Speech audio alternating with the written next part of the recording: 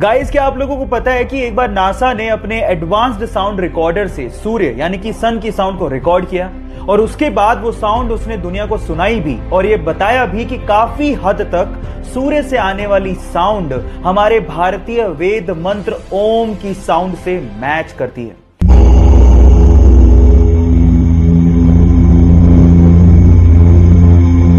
हम वैसे भी हमारे भारतीय पद्धति में सूर्य को देवता मानते हैं और अब तो साउंड भी ओम से मैच करती है। So proud to be Indian. So guys, क्या आप इससे पहले तक की बात जानते थे और नहीं जानते थे तो चैट सेक्शन में लिखना मत भूलिएगा।